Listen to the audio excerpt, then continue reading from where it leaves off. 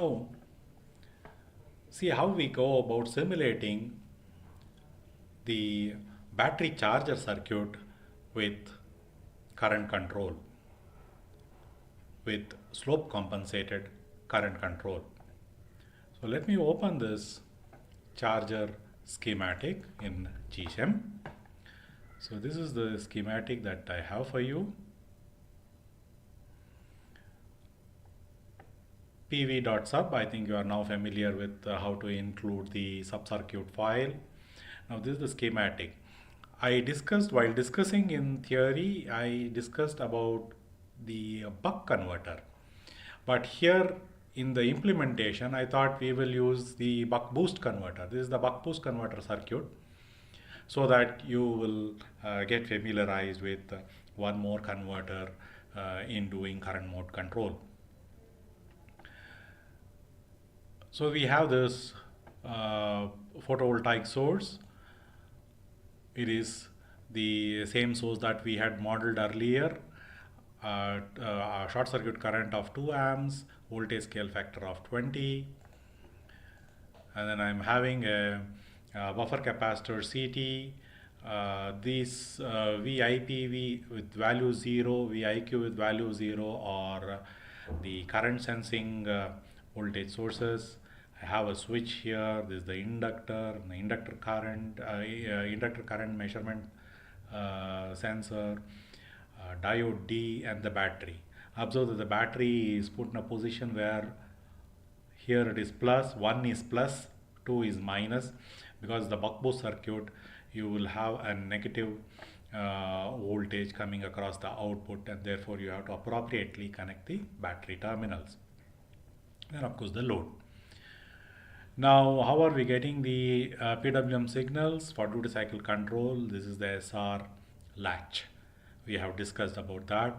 Now there is this summing junction where I am having IL measured.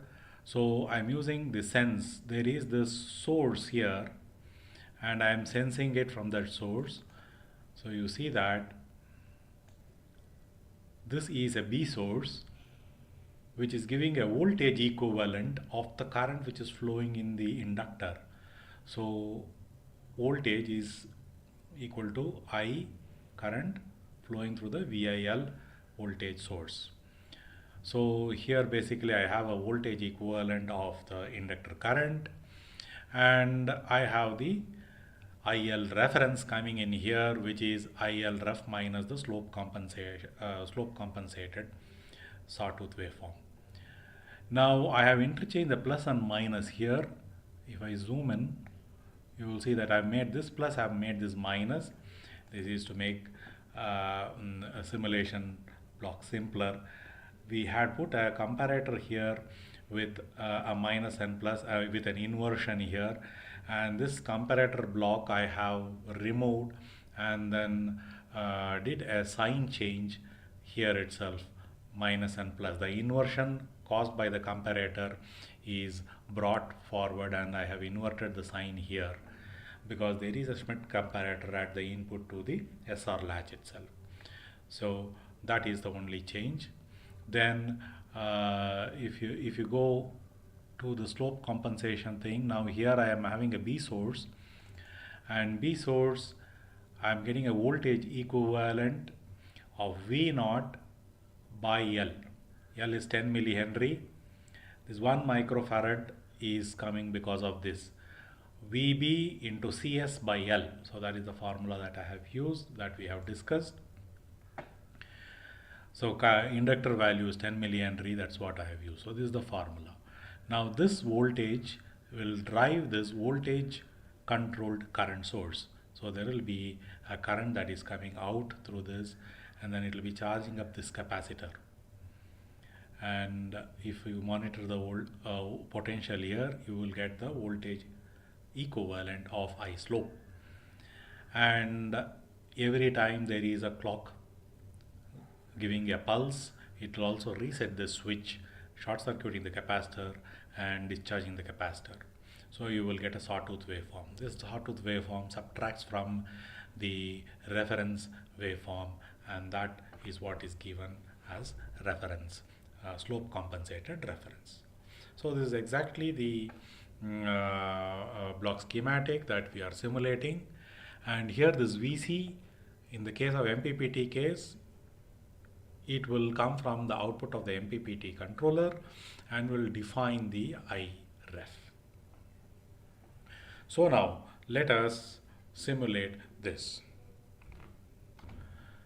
Here a point that you need to note is that this SR latch is introduced now. The subcircuit of this SR latch is included in pv.sub, and the symbol file for this is also included in the set of files and folders which I had provided as resource in the last week's session.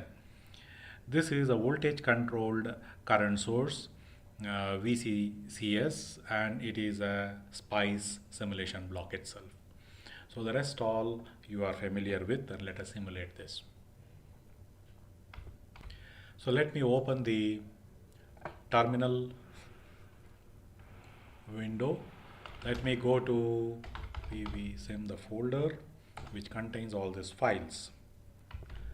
I will generate the netlist first, charger.net, by executing the gnetlist, and then now I will run NgSpice charger.cir. So it will start simulating. Let it simulate, and after simulating we will look at some important waveforms. Let us plot the IL ref and the inductor current, and we will see.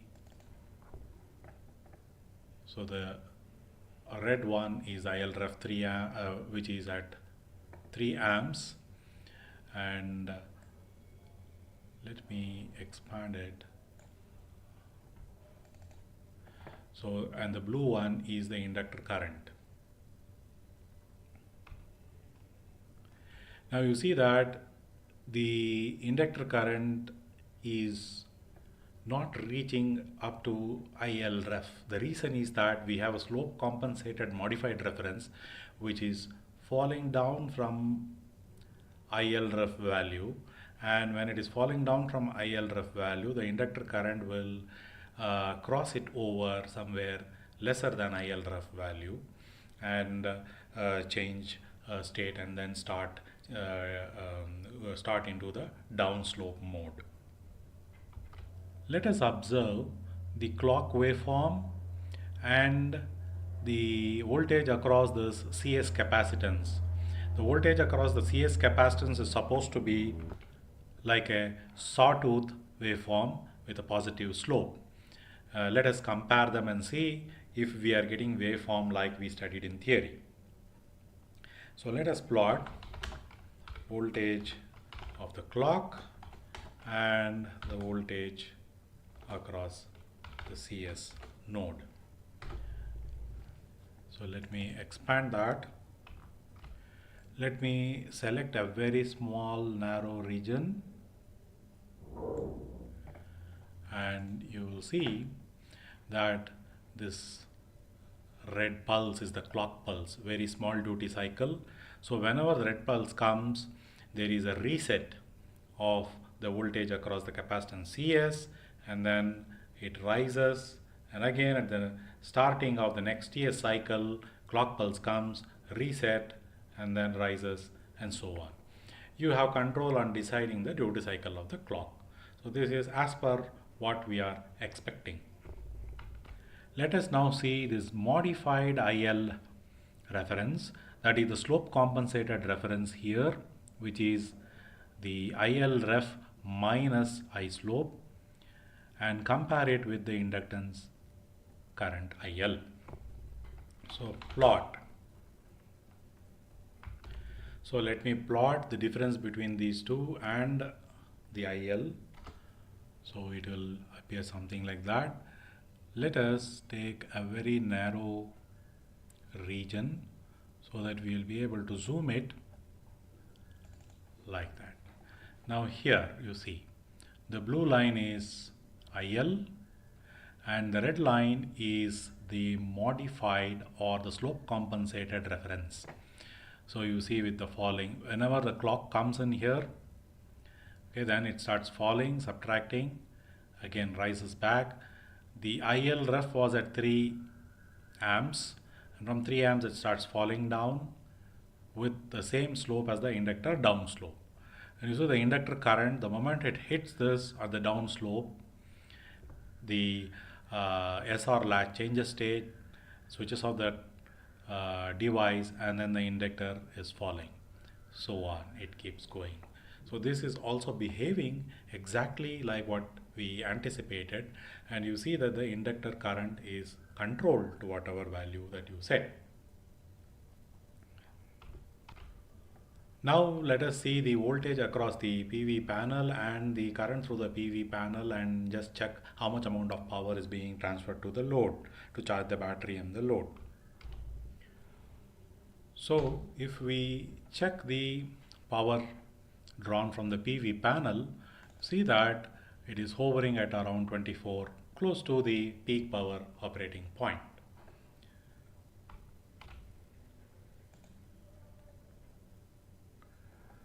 So therefore you see that adjusting this ILREF value plays a role in actually deciding the amount of power that is being drawn from the PV panel,